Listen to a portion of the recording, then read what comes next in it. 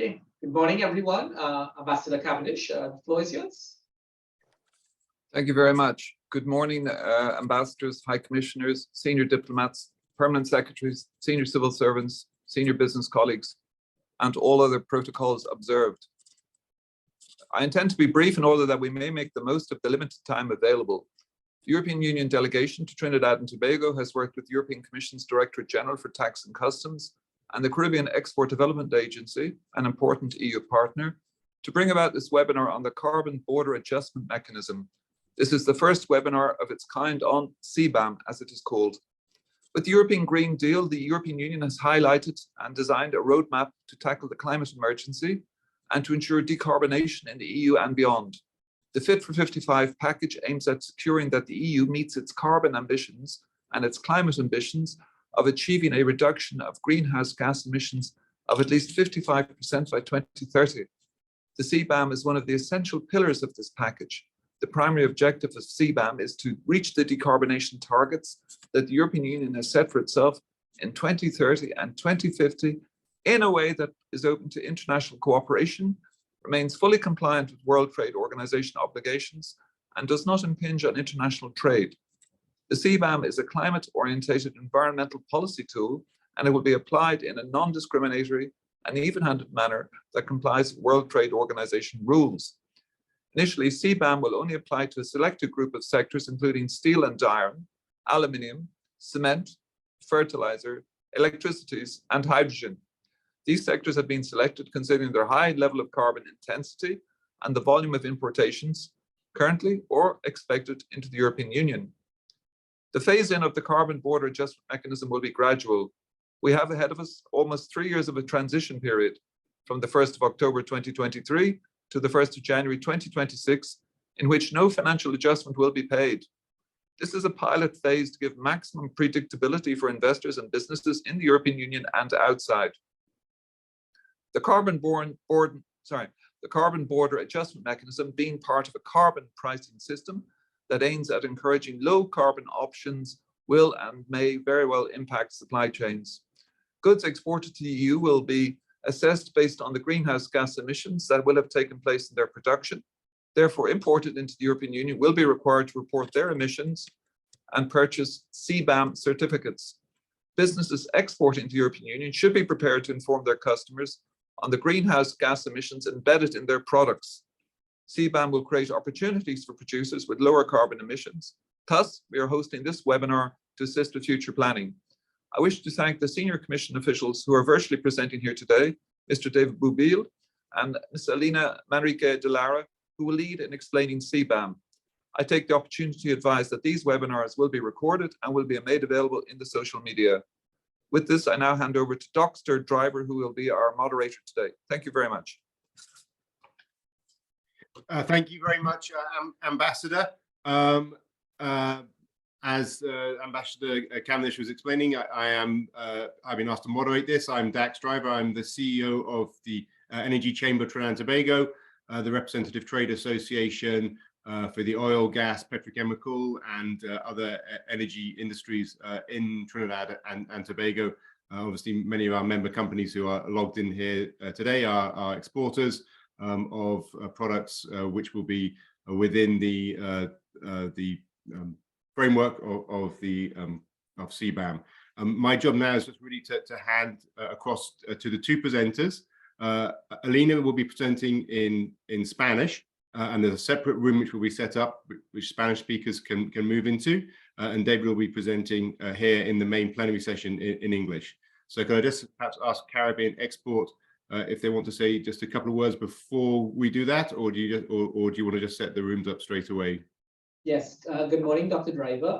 My name is Davy Sinina, Manager for Competitiveness and Export Promotion, Caribbean Export Development Agency, and I'd like to say a couple of words on behalf of our Executive Director, Mr. Deodat Maraj, who unfortunately was not able to be here this morning, but he gave me the important task of saying a couple of words on behalf of the agency. Just to note that we are very happy to support this webinar, as Ambassador Cavendish noted. It's the first of its kind on the European Union Carbon Border Adjustment Mechanism, or CBAM.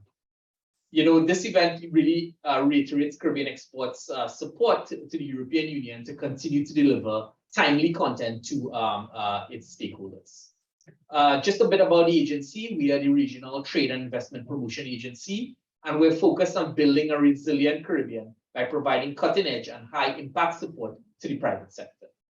We work very closely with businesses to increase exports and attract investment, and with the goal of contributing towards the creation of jobs, transformation of our economies, and support to achieving the Sustainable Development Goals. Moreover, a large part of the agency's mandate is to promote trade and investment relations between CARIFORUM member states, which is the Caribbean countries and the Dominican Republic, as well as the European Union under the 11th EDF program. And we have been generously supported by the European Union for the past many, many years, and we thank them for their kind and generous support. We think this webinar it comes at a critical juncture. The information shared here today will be of great value to exporters, to technical professionals that are involved in trade.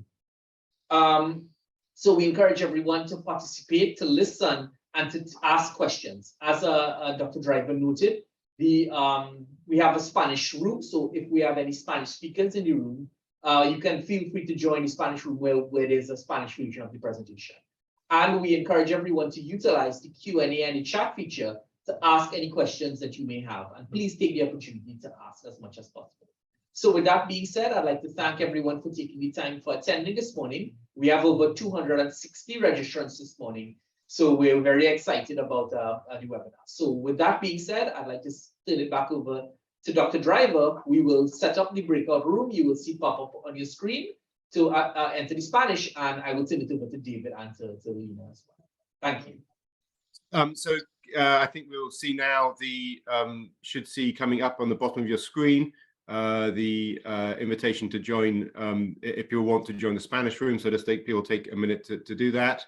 As we're doing that, just sort of one piece of housekeeping. Could people make sure that their name, which is appearing with them on their screen, is the actual name of the person who's logged in? I see there's quite a few people who are sort of logged in under under perhaps different names. I see some names being repeated quite a few times. So if people can just make sure that they log in themselves to the with their correct name, it'll help for the Q&A. We'll be using the Q&A function when we get to that stage. So let's ask people if they can move. If people who want to join the Spanish room, I see Alina, I think you need to join that room. If people are seeing like a long list of names saying unassigned, if you click the little arrow beside that, it rolls that all up, and then you'll see the Spanish room at the bottom to assign yourself to that.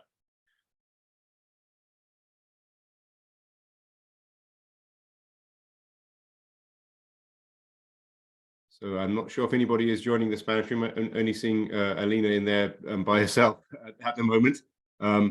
But so I think, David, we should probably just start with your presentation here in the plenary session, and people who want to join the Spanish room can do so.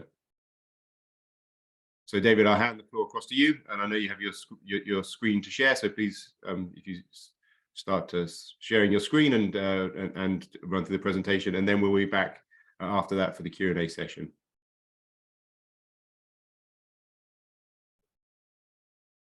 Okay. Yes, thank you very much, Dr. Driver. Thank you, Ambassador. Thank you for Caribbean Expert to give me the opportunity to present the carbon border adjustment mechanism that has been proposed and adopted and nearly adopted in the European Union to such a distinguished audience. So really, thank you all. It is a very welcome opportunity to have an exchange with businesses on this new mechanism, on which I know there are many questions, and not only in your region. So just to give elements of context, it should be remembered, in which context we have proposed the carbon border adjustment. And the carbon border adjustment mechanism is one of the proposals that we have proposed and that was adopted in the context of the European Green Deal. The European Green Deal being an approach to change radically our economy to take into account the challenges of climate change, to favor a socially fair transition, a competitive and business-oriented transition, and very much a green transition aiming at protecting nature and increasing the EU's capacity to capture greenhouse gas, well, CO2 and reduce emissions. The Green Deal, as I said, is a very comprehensive package which touches at the emissions of the industry, but also of transport, the emissions and capture of emissions of agriculture and forestry, the international transport, the efficiency of energy. So it is a very large package, and the carbon border adjustment is just a small part of this. And it is a small part of this which relates to another element which is certainly important, but which is only a part of the Green Deal, which is the EU emission trading system, which is the carbon pricing instrument that we have in the EU to address and to reduce the emissions of the greenhouse gas emissions of industry. So in this presentation, I will touch upon a number of issues. First, I will explain CBAM, why we need it, what it is there for, but also I will explain how it is supposed to function, what emissions are to be reported, what are the obligations of the businesses in the EU, what are the expectations from the businesses outside the EU, and how this can be articulated with approaches to reduce emissions that are developed or that are to be developed in the rest of the world. So the first question that we have is, why do we need a carbon border adjustment? Well, as I was saying, we have adopted the Green Deal, which is the EU strategy to become carbon neutral or climate neutral in 2050. And in this context, the EU raises its climate ambition and does not wait for the rest of the world to do so. So as we are moving forward in raising our climate ambitions, well, we're doing it also by increasing the constraint that we exercise on our own businesses, but also on our consumers and many others.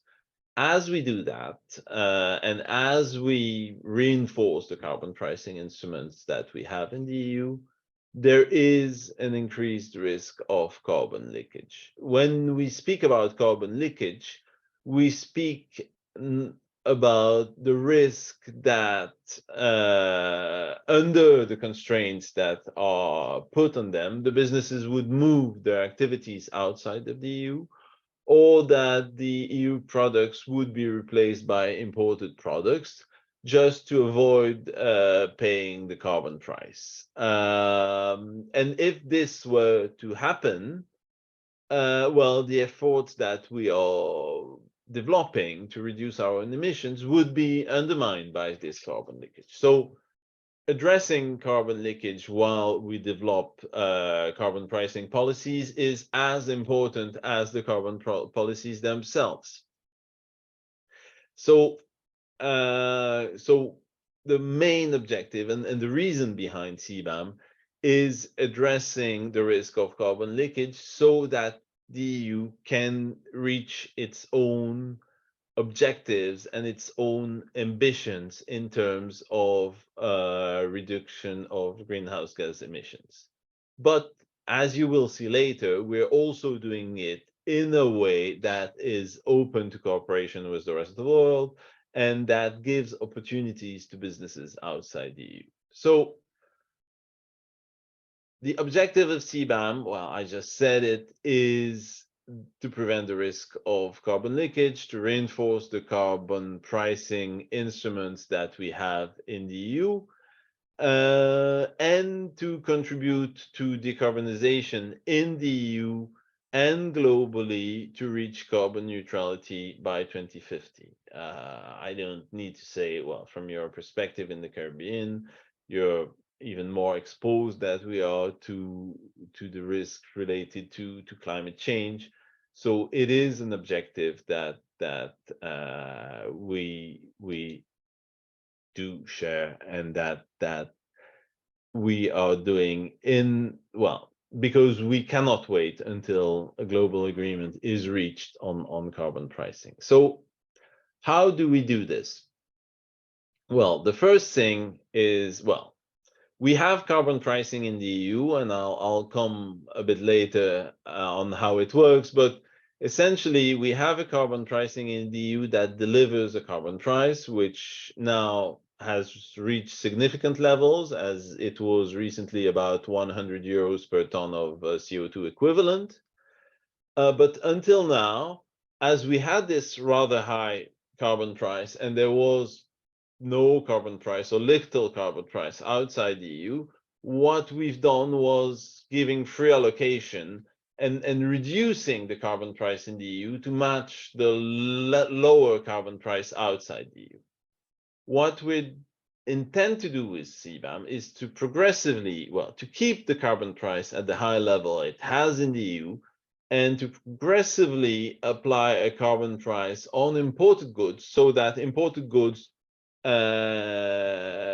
face the same carbon price as the goods produced in the EU, and hence avoid the risk of carbon leakage. So it's about mirroring the carbon pricing that we have in the EU. We're doing it, and that was very important from the beginning, and that was in our mandate, in a way that is aligned with WTO rules and aligned with all EU international commitments. We're doing it in a way that looks at the products that are imported in the EU, and essentially in a way that is addressed to companies and to the efforts that they may do to reduce their greenhouse gas emissions, not that much at the countries. I'm not saying that if a country is adopting a regulation to reduce emissions, it would not be reflected. On the contrary, it would be reflected on CBAM. But if on top of these efforts, a company in that country did additional efforts to reduce emissions, that would also be taken into account. And this is essentially because CBAM is assessed on the actual embedded emissions of the goods that are imported in the EU. And of course, as CBAM will represent the constraints, we're doing it focusing on some carbon intensive sectors. So if I were to summarize CBAM in a few sentences, it's a measure that looking at the actual content of the goods. It's not a measures on countries or on the behavior of countries. The companies and the goods produced by businesses are subject to CBAM based on their individual merits, taking into account the actual carbon content of the goods, the level of free allocation that may be still in place in the EU, and the carbon price that will possibly have been paid in the country of productions, because we recognize that countries outside the EU may have their own carbon price. and that should be accounted for to avoid double carbon price. If the countries of production are part of the EU ETS or have an ETS linked to the EU, in that case, CBAM would not apply.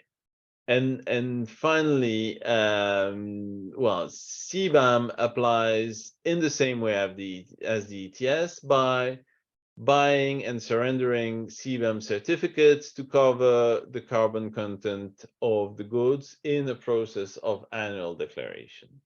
I realize that I've mentioned the EU ETS a number of times, and as EU businesses, in particular in the industrial sector, must be familiar with the EU ETS, it may not be the case of businesses outside the EU. So just to explain and remind that the EU emission trading system is the system that we have in place in the EU since 2005 to reduce greenhouse gas emissions from industry. And the way we do it is that we set up a cap of emissions at the EU level, which is the total amount of emissions that we're ready to release in the atmosphere in a given year, a cap that is being reduced every year to reach zero in 2050. And within this cap, well, some businesses may decide to reduce their emissions more and to be able to sell excess allowances to other businesses that may need them. The emission allowances are auctioned yearly in such a way that we make sure that that the possibility to release emission in the atmosphere are allocated where they are most needed according to the needs of the industry, and that those who need them pay the price for these emissions. So that's the EU emission system, which is a cap and trade system, which delivers a carbon price in the EU. As we are reflecting this carbon price in the EU, so as we want to make sure that imported goods pay what is paid in the EU, but do not pay more than what is paid in the EU. So EU businesses pay a carbon price in the context of the EU ETS. Imports will need to pay a carbon adjustment that corresponds to the price of the ETS. As long as there are free allowances in the ETS, this will reduce the amount that needs to be paid upon import. And if a carbon price was paid at origin in the country of production, this will be deducted from the amount of CBAM. So that is CBAM, and that's why we have proposed it. Now, let's look at the implementation. Well, to start with, I was saying that CBAM is targeted on the most energy intensive industries in the EU based on their energy intensity and the risk of carbon leakage that may exist in these sectors. So these sectors are the production of cement, of iron and steel, of aluminium, of fertilizers, the generation of electricity, which may not be immediately relevant for Caribbean because we're not importing electricity, well, at least through the network from the Caribbean, and hydrogen. These sectors were selected based on 3 criteria, which are the risk of carbon leakage, the intention to cover a large part of the industrial emissions in the EU ETS, and the practical feasibility of attribution emissions to goods within these sectors. The legislation that is about to be adopted foresees a possible, extension of ETS or of CBAM to more sectors in the future. CBAM is to be implemented slowly and gradually. It will start soon. It is foreseen that CBAM will start on the 1st of October this year. Why is that?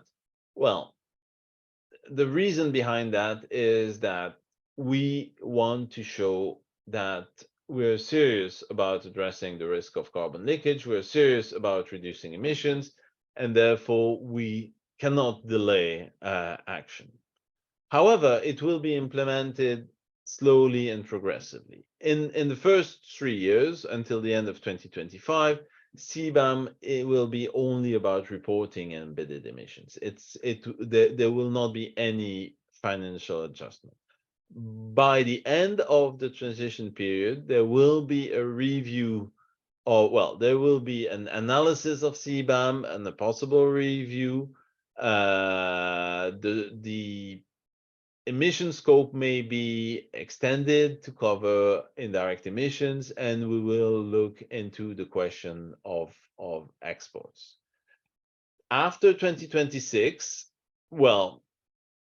this will be the real CBAM, the CBAM with a financial adjustment. However, the financial adjustment will be slowly introduced between 2026 and 2034. And when I see slowly introduced is, I mentioned already a number of times the free allocation. Well, free allocation will be reduced by 2.5% in 2026 and 2.5% more in 2027, so that, the first 2 years, the level of emissions that will not be subject to the free allocation, but subject to CBAM, will be very limited. It'll be about 5%. It's only in 2034 that the entirety of the emissions of the goods imported in the EU will be subject to CBAM. To understand a bit how CBAM works, well, there are producers outside the EU, let's say in the Caribbean. They produce goods and goods are exported to the EU. What happens when goods are presented to customs? Well, not much. Customs will check that the importers of the goods are authorized CBAM declarants, meaning that it is for the importers of the goods to register themselves by 2026 as CBAM declarants. Any businesses established in the EU has the possibility to register as a CBAM declarant. But once that person has registered as a CBAM declarant, this declarant will yearly have to report the embedded emissions in the goods he has imported in the EU. And more importantly, that person, that declarant, will have to surrender CBAM certificates corresponding to the embedded emissions of the goods imported. Then it will be for the Commission and national member states authorities to check and make sure that these declarations are correct.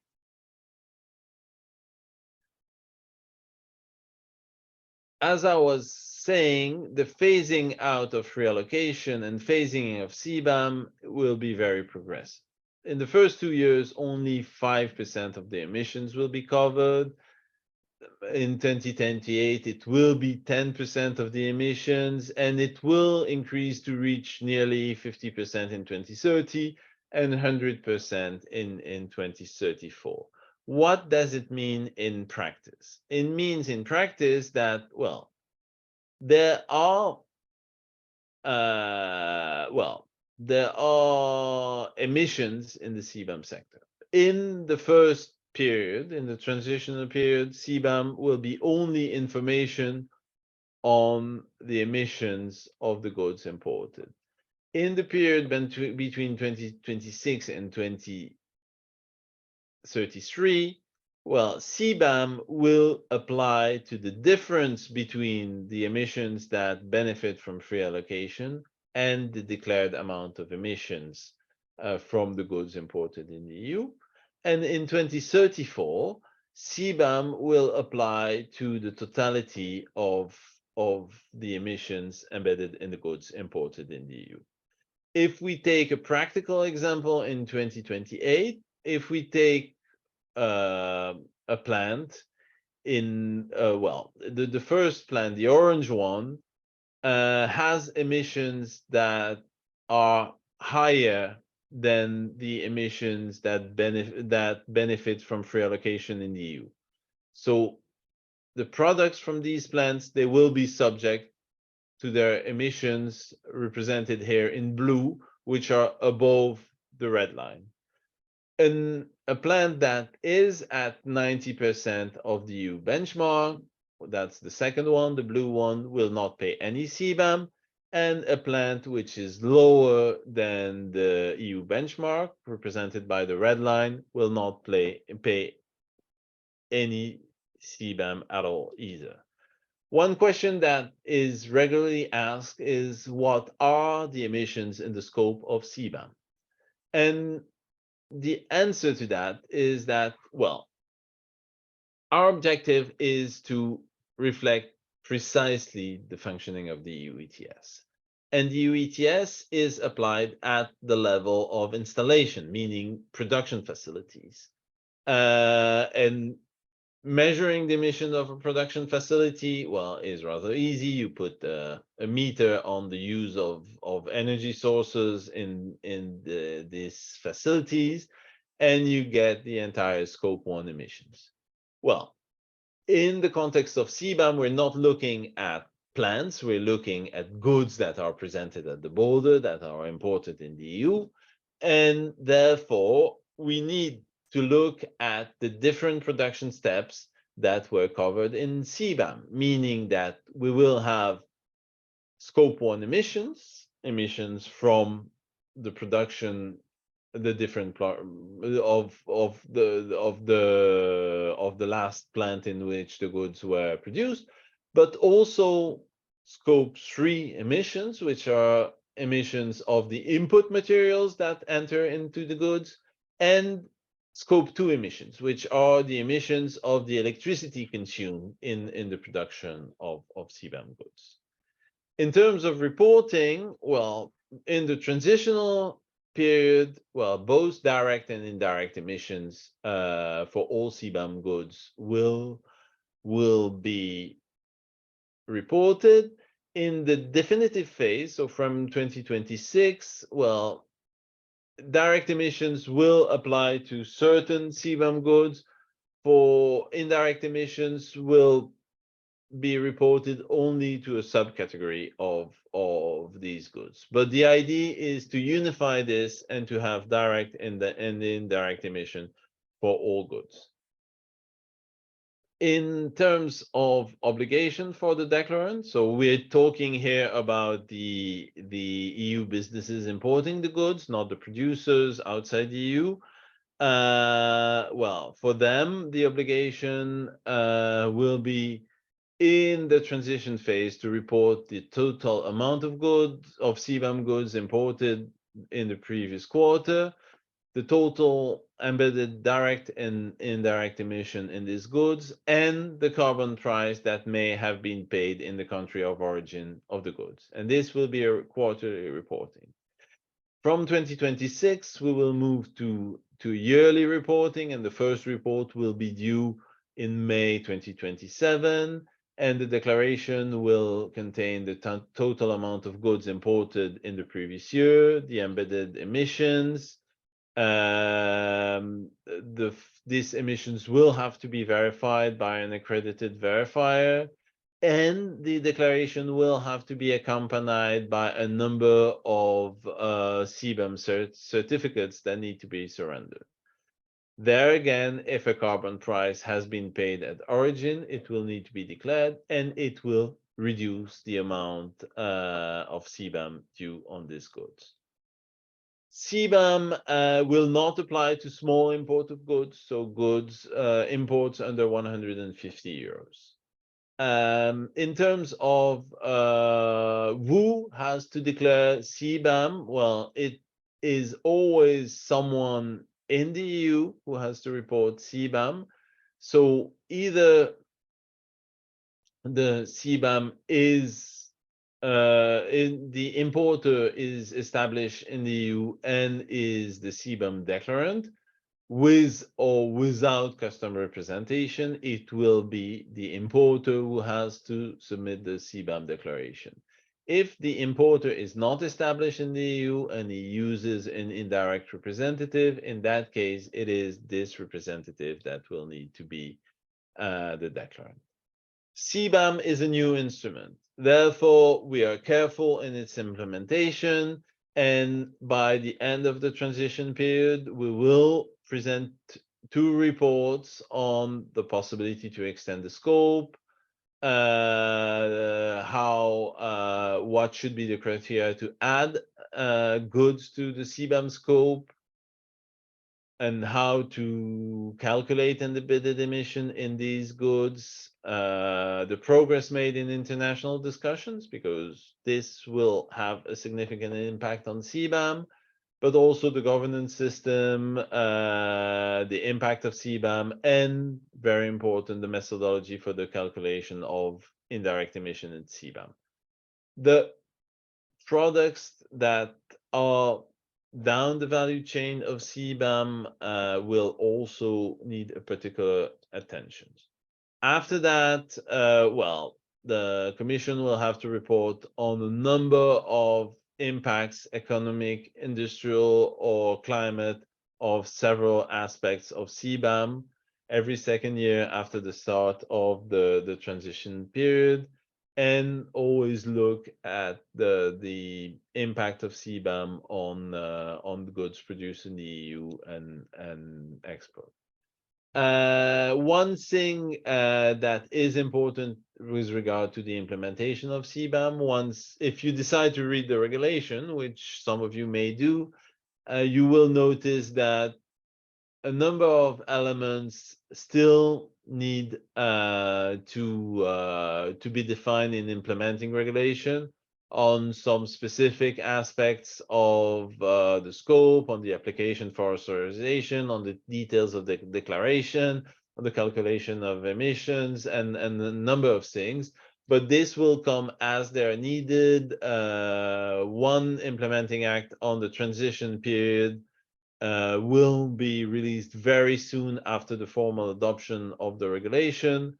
All the other elements will come later, but before the start of the definitive period.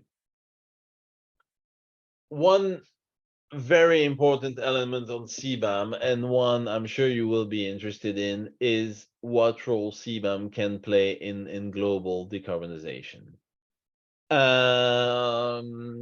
And well, when looking into this question, many people told us initially when we were working on CBAM that it would be much better to have a global carbon price or a global policy to address climate change and reduce emissions. Well, we cannot disagree with that. If there was a possibility for all countries to agree quickly and address climate change and make sure that it does not happen, well, that would be clearly a favorite option. However, we know that this will take time. And that's why we've designed CBAM as an instrument that allows addressing, reducing greenhouse gas emissions in the EU in a way that is not undermined by carbon leakage, but in a way that is also open to cooperation with the rest of the world, that takes into account policies in the rest of the world, and that can dynamically take into account policies in the rest of the world. And in this respect, CBAM really is complementary with bilateral, multilateral, and international cooperation with third countries. It has helped establishing discussion in a number of forums. Since we proposed CBAM, the OECD has started work in its inclusive forum on carbon mitigation approaches. The G7 has created a climate club. The CBAM regulation foresees a number of possibilities for concluding bilateral agreements. So it is an instrument that is open to cooperation.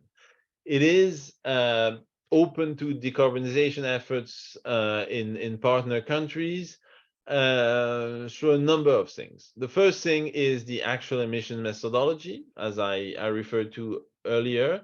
We're looking at the actual emissions of the goods imported, so any efforts will be rewarded. If a carbon price was paid at origin in the Caribbean, in Trinidad or in Tobago or elsewhere, this will reduce the amount of adjustment to be paid in the EU. If a country decided to link its carbon pricing system to the one we have in the EU, CBAM could not apply at all. And the last point is on electricity, so not directly relevant to you, but there is a possibility to exclude electricity for CBAM for countries which have an electricity market coupled to that of the EU. The methodology to compute CBAM obligations, again, this is something that will be an obligation for importers in the EU, but that may require cooperation from producers outside the EU, because the producers are those who are best placed to establish how much greenhouse gas were released in the production of one or the other good. So in the carbon content, well, the calculation of the carbon content is based on the ETS methodology, so on the actual emissions. The emissions need to be verified by independent accredited verifiers, and the regulation gives the principles of regulation and the implementing powers that will lead to an implementing regulation on the calculation of embedded emissions in CBAM. The verification will be done by independent verifiers that may be established anywhere in the world, but that need to be accredited by an authority in an EU member state. One thing, well, that is important for understanding the CBAM methodology is that the EU ETS is based on installation in plants, while CBAM applies to goods. Of course, goods come from installation. So if a good was produced in a single installation, it's rather easy to attribute the emissions to the different goods that come out of an installation.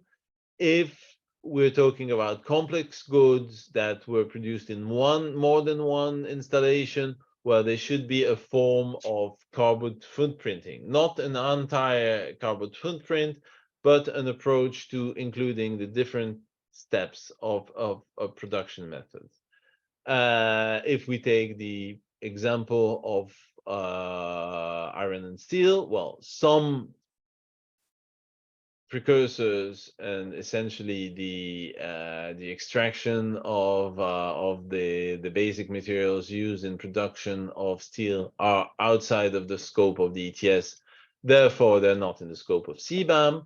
But then there are a number of production steps for steel that release CO2, and it's this different emissions that need to be reported in the context of CBAM. The verifiers, well, verifiers are there to check that the emissions are computed according to the rules defined in the upcoming implementing regulation. They will need to be accredited by an EU authority. For the calculation of the adjustment, well, a number of certificates will have to be surrendered. This certificate represent the emissions of the production of the goods, from which we subtract the emissions that benefit from free allocation in the EU, multiplied by the amount of goods and multiplied by the price of certificate, which will represent the average weekly price in the EU ETS. And this will define the CBAM obligation. From the CBAM obligation will be subtracted any carbon price paid abroad, and this will result in the adjustment.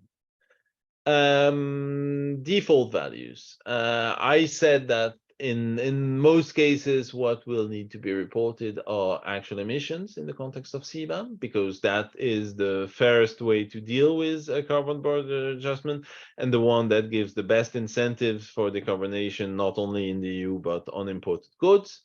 However, in some cases, it will not be possible to define these actual emissions. And in that case, default values will be established representing the emissions at the level of a country in the production of different goods. And they will be made available by the Commission for the importers to declare their emissions. What is ahead of us, to conclude and to summarize a bit, is that, well, in May this year, the regulation on which an agreement was reached last December is likely to formally adopted. From there, the Commission will engage in outreach. Well, we'll adopt an implementing regulation, guidelines, but also will engage in outreach with online trainings, webinars like the one we're having today, videos, with partners in the whole world, and there will be a number of well, there will be material to help businesses to get prepared to the transition period. In the transition period that will start on 1st October, well, businesses importing CBAM goods in the EU will have to report embedded emissions, and will start a long period of review where we'll be working on the methodology, on the implementing and delegated acts that are necessary to implement CBAM final period, and producing report and analyzing a number of elements to make sure that the CBAM remains a manageable instrument, something that can be complied with by importers and producers outside the EU, leading to 2026, which will be the period when CBAM will finally become an instrument with an adjustment, knowing that it will take a few more years before the entirety of the emissions of the goods imported in the EU are captured by CBAM. One important thing here is that, well, in this implementation, we will continue working and engaging with countries around the world. And the more countries will engage in decarbonization, be it by regulation or by carbon pricing, the less CBAM will be significant in terms of adjustment and the less necessary it will become. So if you wonder whether we will have a CBAM in 10 years, well, I cannot tell you if we will have a CBAM in 10 years, but if we don't, it is probably a good news for the planet, because it will mean that we do not need one. I hope that's one of the possible outcomes. So that was my presentation of what CBAM is, and from here I'd be happy to answer questions. Thank you very much, David. We had a few questions already coming in with the Q&A. Just ask people, please, could they use that Q&A function there to put their questions in. If I just start with the first question which came in, which I think essentially was already answered. So Gregoire de Courcelles was asking, what's the rule for the initial pre-allocation? I think you answered that question, but if I could perhaps take Gregoire's question and perhaps just ask it a little bit more from it. For new commodities, would it go through that same process? Yeah, there's a very sort of gradual phase-in process we have with the CBAMs for these initial set of commodities. If there were additional products added, would it go through that same process, or is it going to be a much accelerated process? Okay, well, it is a very relevant question, and it's a one that's difficult to answer. The intention, well, the logic that applies to CBAM, and the logic while it's introduced progressively now, to give businesses time to adjust to a new reality where they will face a carbon price, has been designed to take into account the fact that decarbonizing production is a lengthy process, and investment decision need to take into account the fact that indeed at some point the carbon price will increase. So it would be only logic to have the same approach to new goods that are included in CBAM. So a progressive replacement of free allocation by CBAM for these goods, so that businesses can adjust. Yes, and another element, of course, is that when we proposed CBAM, it was a completely new instrument.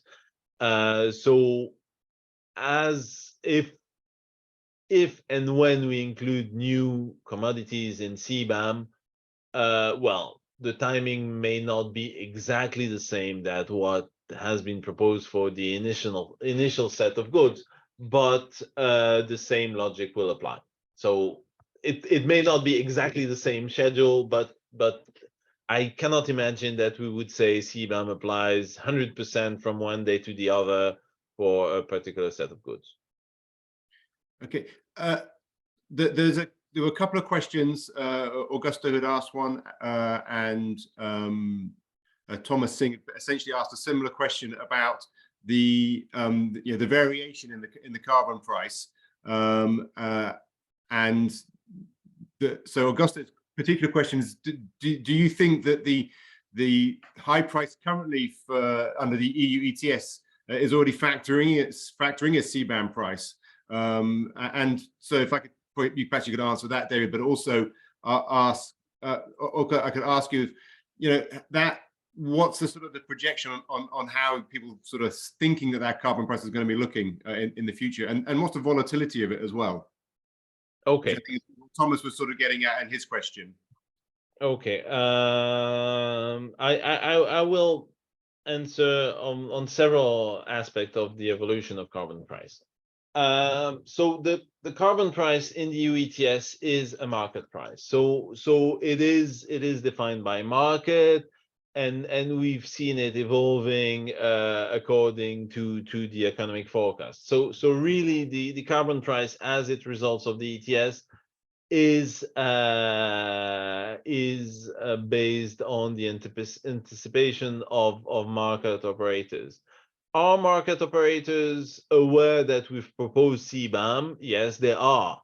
Do they think that CBAM will happen? I think they will, because well, we are convinced that it will happen, and we're doing everything to make sure that it starts and that it starts effectively in 2026. So I would say that yes, the market has integrated that from 2026 we will have CBAM. What are our expectation in terms of evolution of the carbon price? Well, we do not usually do forecasts in this respect, but we, well, all right, but we estimate that it should not increase significantly. It has reached a level that makes sense from the perspective of our decarbonation objectives. The fluctuation of the carbon price as regards imports is something that we have integrated in the mechanism. As I was explaining, CBAM is working based on a yearly compliance cycle. So CBAM is not due at the time the goods are imported in the EU, because that would be really messy. That would have an impact on when it makes sense to import or not. CBAM will be due according to a compliance cycle that reflects the one of the ETS. So let's imagine a company imports steel in January 2026. Well, what will happen in January 2026 is that the importer will have to be an authorized declarant that will have to build up its capacity to surrender CBAM certificates to make sure that in May 2027, he can surrender a number of certificates corresponding to his imports of CBAM goods. Meaning that if he knows that according to the fluctuation of the price of certificates over the year, it's more beneficial to buy them in March or in August, he can wait until March or August to buy the certificates, to buy them when the prices are low. And then having the same advantages that EU producers have in the context of the EU ETS. There was a specific question which I just, because Thomas Singh had two questions in one. His other one, so let me just ask a very specific question about has the EU submitted an application to the WTO about the CBAMs? Yes, we have notified CBAM to WTO, and I can tell you that I've been presenting and answering questions in a number of WTO committees, and several times in the Committee on Trade and Environment, at least twice in the Committee on Trade and Goods, on the Trade and Environment Sustainable Dialogue. So yes, we are very much involved with WTO. We have notified CBAM, and well, if I can say, before, when we announced that we were working on the carbon border adjustment mechanism, many countries in the rest of the world were very skeptical, and so that it could be a protectionist instrument and that it would never be WTO compatible. 3 years later, after having the opportunity to discuss with many of these countries to explain the mechanism, and especially letting them the possibility to read the legislation as it has been proposed and adopted, well, there is much less pushback in this respect. I'm not saying that there's no country at all that intends taking action in front of WTO. There may be some. We're very confident that the mechanism as we designed it is WTO compatible. But of course, this does not exclude that some countries may have another view. But if this happens, we'll be able to defend and explain the mechanism. Another element in this context is that as we have proposed CBAM, many countries which were contemplating the possibility of setting up a carbon price and did not do it are now working more seriously on in this perspective, because they see that, well, if they set up their own carbon price, well, they will collect revenues that they can use, well, possibly to support decarbonization or any possible way, but they will have the revenues rather than the EU. So in addition to giving incentives to businesses to decarbonize for their own sake, it also gives incentives to countries to engage into carbon pricing, while in previously they were thinking of it but not doing it. So we've seen the international scenery in the area of carbon pricing evolving since we've proposed CBAM. Okay.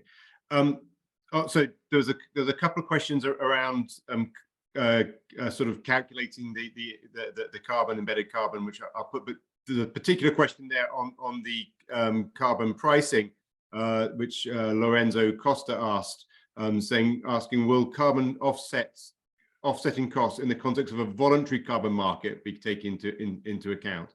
So could people, be part of a voluntary market, and that be taken into account in calculating whether carbon prices has been paid? Okay.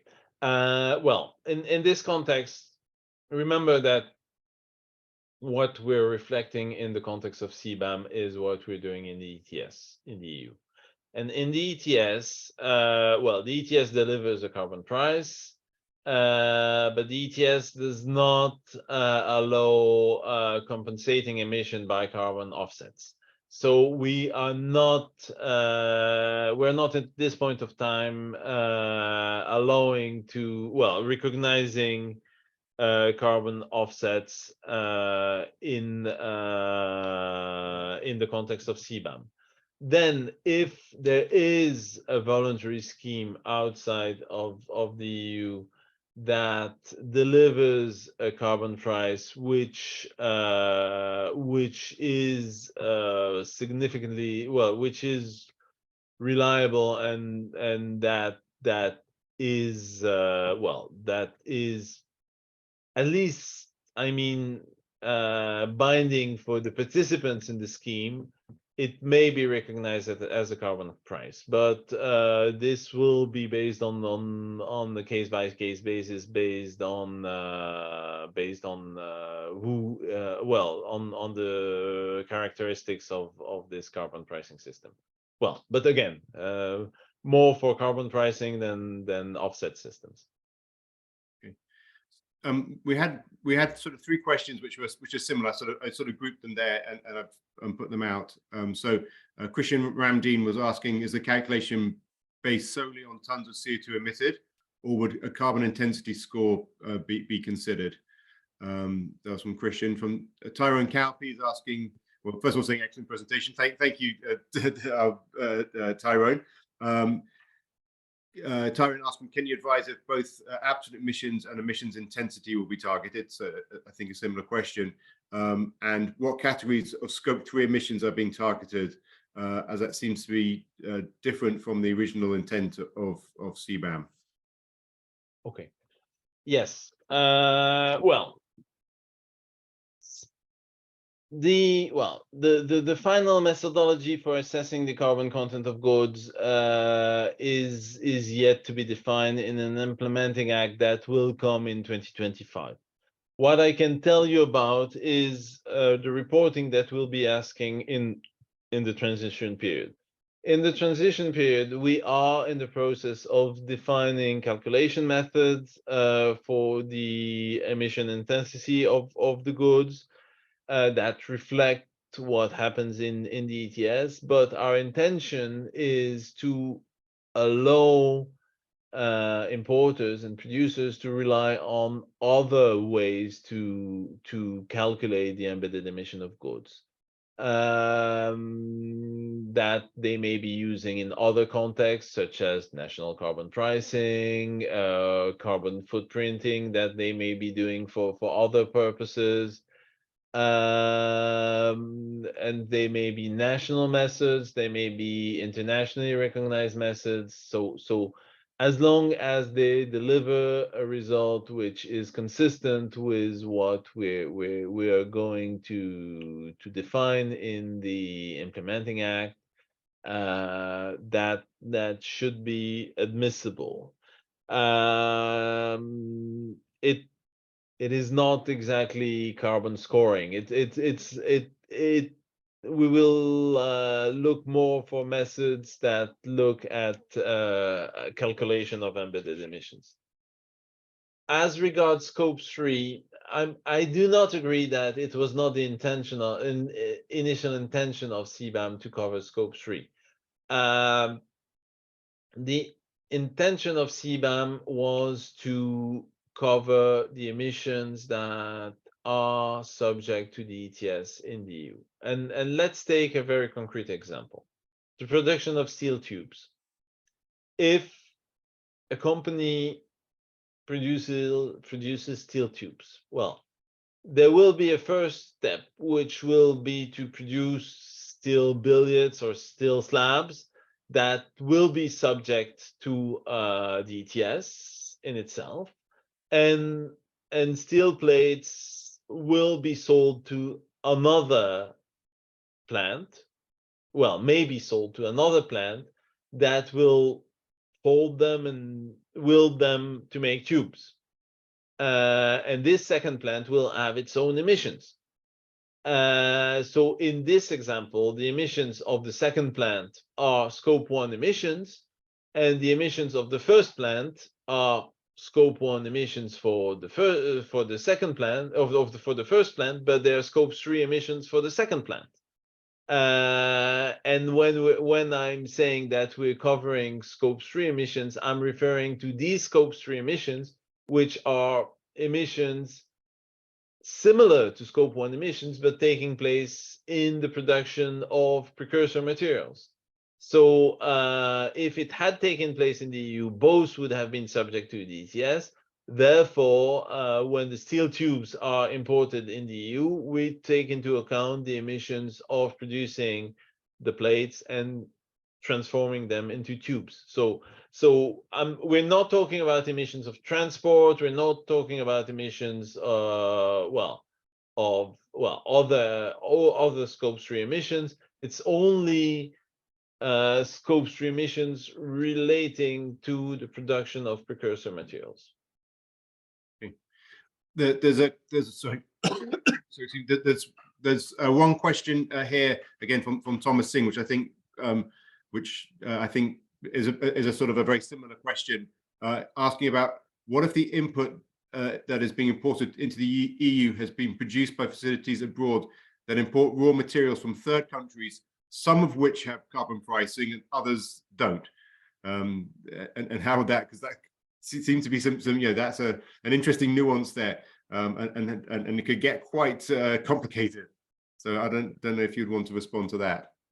Yes, well, first to reply that carbon pricing matters, but before it's the carbon content that matters. Honestly, the first thing that builds the level of CBAM is how much embedded carbon is in the goods. So and the question relates also, well, if you produce, well, let's say nuts and bolts from steel, and you have several producers, well, if you have several producers of steel that you buy, well, you have two possibilities. Either you go the way of asking these producers to inform you of their emissions and to produce emission reports and to register in the EU central database as a producer of steel so that you can rely on these emissions.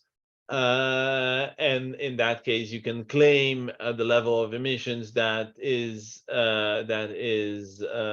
indicated by the producers. And in particular, if these emissions are low because they're using they recycle steel and use electric arc furnace rather than producing basic steel through blast furnace. Well, in that case, it is in your interest as producer of nuts and bolts to get the information from the steel producers. In case you cannot get this information or do not desire to get this information, you may rely on the default values that will be made available, but that are likely or to be higher than the actual emissions, in which case you may face a higher CBAM. So it shall be in the interest of the producer of any CBAM product to get as much information on the embedded emission of the goods, and if a carbon price was paid, also to get information on this carbon price to get the associated deduction, but only for carbon prices that were effectively paid. Okay. There's a question from which sort of goes back a little bit to one of your previous answers, but Lorenzo Costa was also asking about the implementing act. When is it going to? When will it be? When do you expect that to be published? And are there going to be specific boundaries for each product in an annex to that act? Yes, absolutely. Well, yes. The implementing act shall define the boundaries for products according to different production routes, so that the importers and the producers may be able to compute the actual emissions.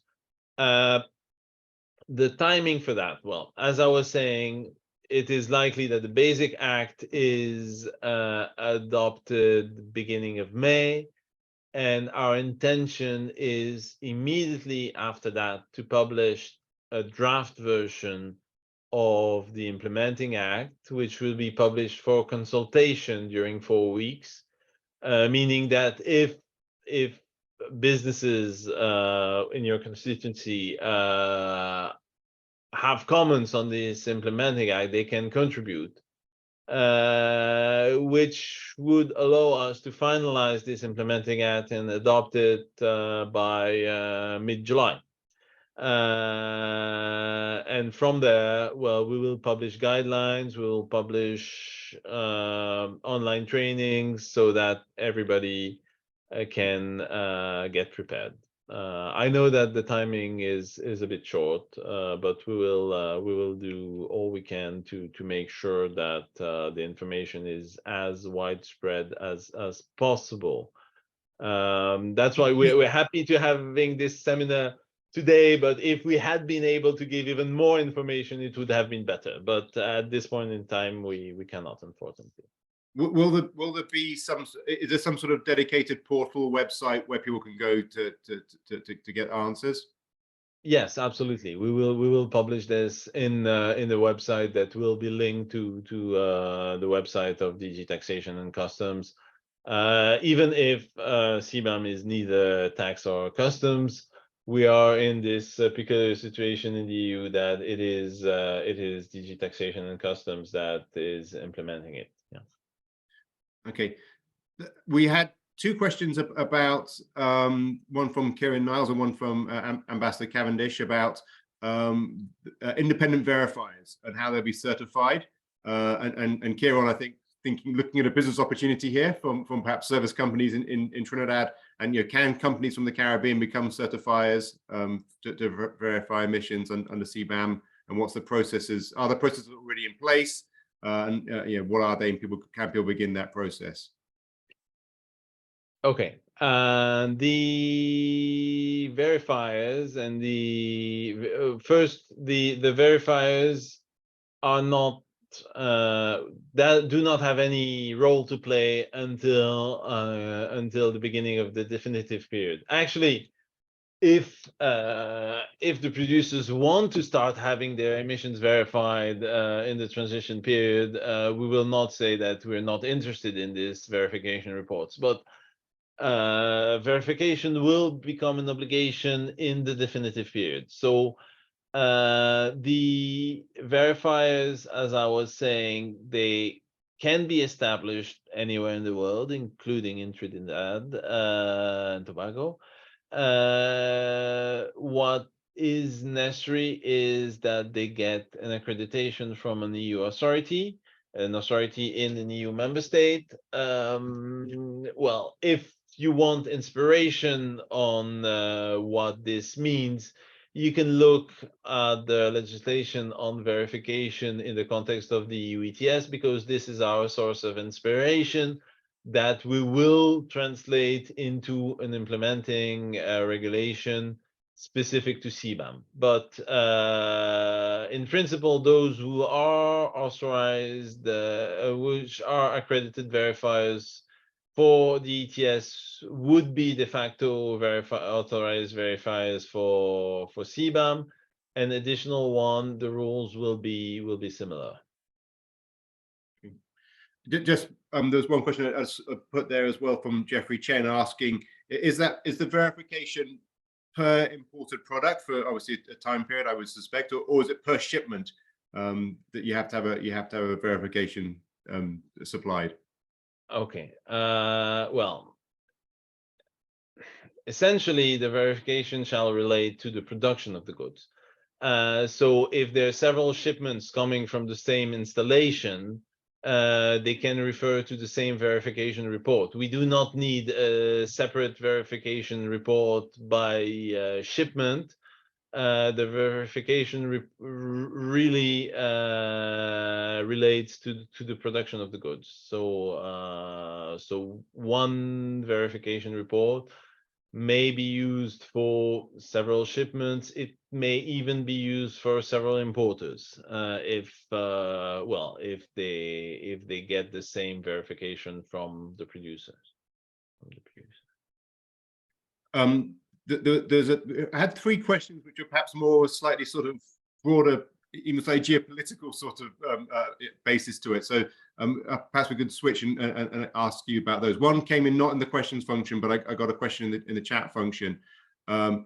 So I think really, so this is from Glenn Goddard, and he was asking, is there been any discussion, any concern around whether you would see exporters from somewhere like Trinidad avoiding the EU market in the future because of CBAM and prioritizing selling to other markets because of CBAMs? And is that a discussion point which is happening within the EU?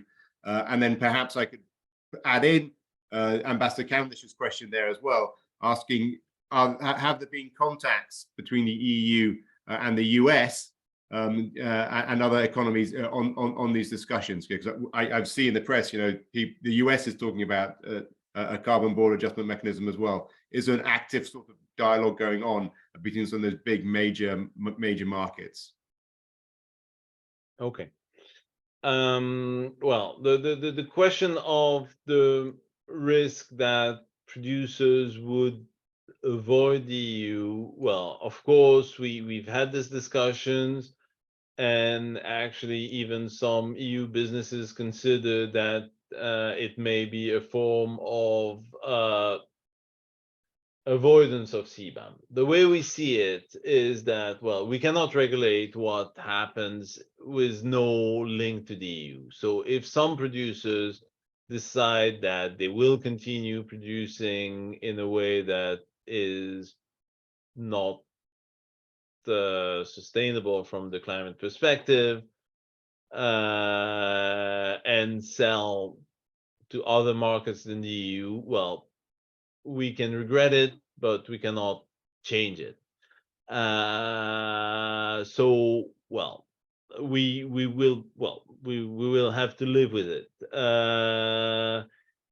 Is it sustainable in the long term? I'm not sure, because as the EU has proposed its CBAM and is now implementing this CBAM, we're seeing a number of other countries which are working on similar projects. You mentioned the US. The US is one. We've had exchanges with the US at different levels, at government level, a federal government level, at Senate and with environmental agencies. So we've had a number of discussions with the US. They're looking into it.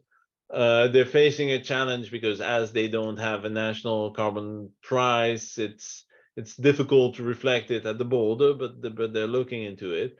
Canada, which is a country with a federal system of carbon price, is also contemplating the possibility of a CBAM.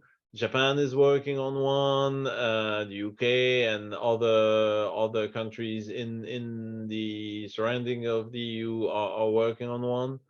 There are a number of countries around the world who are considering a CBAM, and especially if they are considering their own carbon pricing, they see the benefit of having a CBAM with it.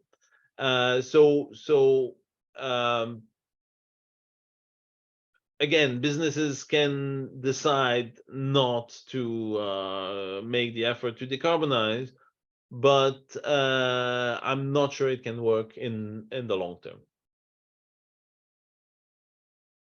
Okay, there's the sort of the final sort of, I said there's sort of three questions with perhaps a bit more of a geopolitical sort of question around them as well. There's also one from John Eves Remy saying, has there been any traction on whether there will be special treatment under CBAM for small island developing states or for the least developing countries? Is there any sort of consideration of any sort of special differential treatment? Okay. Well, yes, this is something we've been looking into. This is something that arose in the context of the legislative process, and there is no, well, it's yes and no. There's no special treatment in the form of exemption of CBAM. We're not considering that some countries, because of their situation, should not be subject to CBAM, because CBAM is designed in such a way that it takes into account the situation of the EU and the carbon price in the EU, and not the situation of the country of production. However,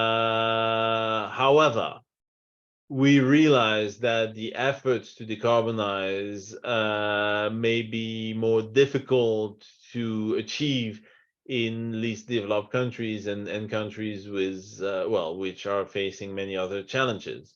So we have a number of mechanisms in place to support decarbonization in least developed countries. We have the global gateway, where there's financing available and there's technical assistance. And we have started working with some countries. One example is Mozambique, which is a big aluminum producers, for which exports of aluminum to the EU is a very significant share of the exports. And where they have possibilities and opportunities to produce the same aluminum with less carbon footprint. And there it is an example of a country where we have already engaged to support this process. So yes, there is a special treatment, but not in the form of a CBAM exemption. Yeah, not a sort of opt-out exemptions.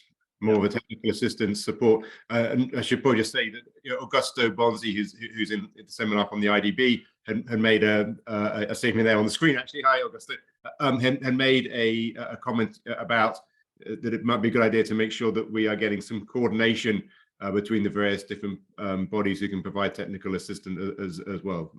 I just sort of, it really put that more of a comment. So there's a couple of other questions which have just come in, which I will just put out. One quite specific from Jeffrey Chen about consideration under CBAM for goods using recycled materials. So I guess they're sort of like something perhaps might just beyond simply on a carbon footprint, but other environmental, an environmental good about using a recycled material. Is that something which is being considered at all? Absolutely, it is being considered, and it will be reflected in the methodology. Using recycled material obviously has a lesser carbon footprint than using mineral ores to produce steel. So steel produced from recycling will de facto have lower actual emissions than steel produced from iron ore. The steel, so it will be subject to lesser CBAM. The exact calculation methods and the exact rules are still in the making, but I really confirm that recycled material will benefit from a lesser CBAM. And then there's a particular question here from Tyrone Cowpey about is there any special focus by CBAM on methane intensity in addition to the wider greenhouse gas reporting?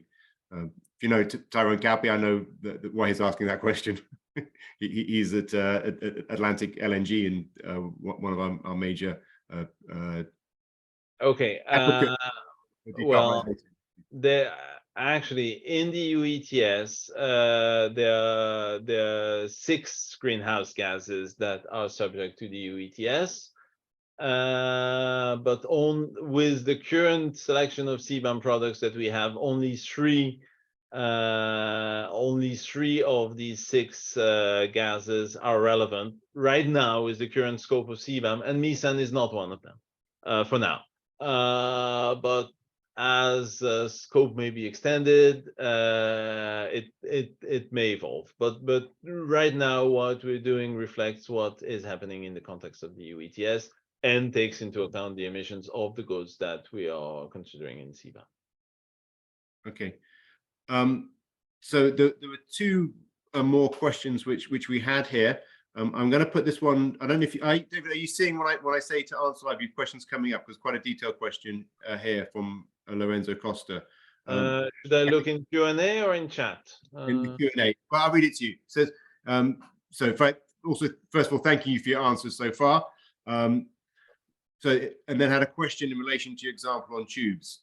So I'll read it out. Let's say that the tube manufacturer uses scrap steel whose scope 3 emissions are exempt from the EU ETS and therefore CBAM, and an electric arc furnace whose scope 2 emissions from electricity which are not taken into account for the steel products. The product would have to pay a very low CBAM, although the carbon footprint might be very high. Did you think about this scenario? Does the producer still have to declare although the CBAM emissions are close to 0? Well, I agree with this assessment that in that particular case, the actual embedded emissions according to our calculation methods will be low. That's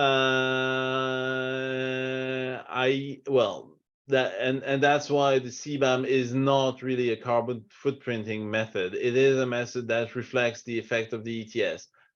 So in that case, why do we consider that the emissions of the scrap steel are low? Well, it's because we consider that at least in the EU, they would have been subject to a carbon price earlier when the basic steel was produced. And that's what we need to reflect also in imported products, to make sure that we do not discriminate imported products from EU products, and that what we're doing is fair to imported products. So there might be a discrepancy here, but there's no discrepancy. There's a reporting of emissions that will result into lower emissions that if we had a full carbon footprint approach, which is not the one that we have in CBAM. Okay. I put up here the final question which we had that come into the Q&A function from Z Alves Pereira, which is from the EU Commission in Trinidad and Tobago,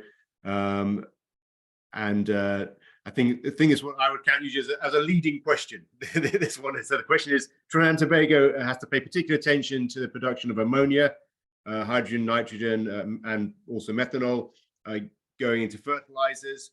And we do export, the country exports a substantial amount to the EU. And so this is, as I said, it's like a leading question. Do you agree that the priority should be decarbonizing this industry by replacing ammonia produced from steam reform, from natural gas, by ammonia produced by hydrogen obtained from an electrolysis from renewable energy? So replacing the current grey hydrogen with green hydrogen. Absolutely. I could make a longer answer, but yes, I do agree. Okay. Well, I also say that, I mean, so green, yes, but also there's also blue possibilities of blue hydrogen. Trinidad does have a lot of potential also in carbon capture and sequestration. So yes, so green hydrogen I think is a massive potential, but blue hydrogen, yeah, is another way to decarbonize obviously that hydrogen. You know, so those were all the questions which we had in. I don't know. Alina, I don't think anyone came to listen to your presentation in Spanish, in the Spanish room. I don't know if there's any comments that you would like to make, and you've been with us here in the room here with the English, and there's a lot of Trinidad and Tobago participation which we've had in here. But Alina, I don't know if there's anything you would like to add, just to ask you if there's anything you would like to add in particular. Thank you so much. No, I think everything was fine. Thank you, David, for your presentation. It was very, very thorough. Okay. And thank you all for your questions. So I think that from my perspective here as a CEO in the Energy Chamber, it was great to see you had just let you, David, know that a lot of people asking questions were people from the industry in Trinidad and Tobago, some quite senior representatives of some of our member companies who are obviously looking at this very closely. So I think that's great that we've had that level of participation and engagement. I'm going to hand back over to the ambassador, but before I do, let me just really say thank you and say to all our members who logged in, and any non-members, who, from around the region as well, who have logged into this session, that the Energy Chamber obviously will be, this is a major area of activity, understanding the implications of this. We've done a lot of work in the past around advocating around carbon pricing in Trinidad and Tobago, and how that could articulate with other schemes internationally, and it looks like in a way the CBAMs is sort of forcing us into that, into articulating with certainly with the European emissions trading scheme. So we will continue that dialogue, we'll continue that conversation within Trinidad and Tobago, and we obviously will be reaching out in the future as questions arise, and we're looking for the technical assistance and support. So I will hand it back over to David, I don't know if there's any last words you want to make. If not, I'll just hand it straight to the Ambassador Cavendish. Well, it was interesting from my perspective also, and having these exchanges and these questions is very useful and important in the context of preparing the implementing regulation. So thank you very much for the opportunity.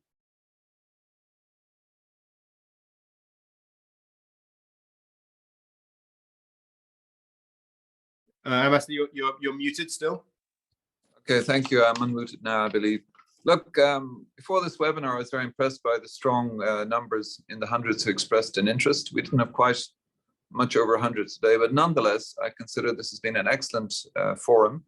I perhaps shouldn't say it, but actually enjoyed all of the technical aspects. And I used to be a CPA many years ago, but I thought it was excellent presentation, very clear, very good. I enjoyed the questions and answers session.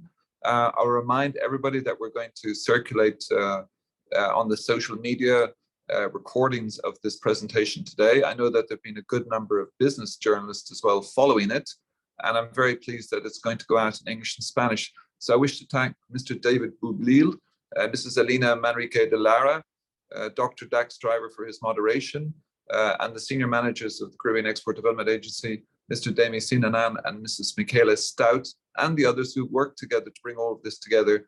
I think really chapeau, as they say in French, which means my hat off, well done. Thank you very, very much. And I intend, when I have the links for the social media, to circulate this widely as well. So really a big thank you to everybody who made this happen. Thank you.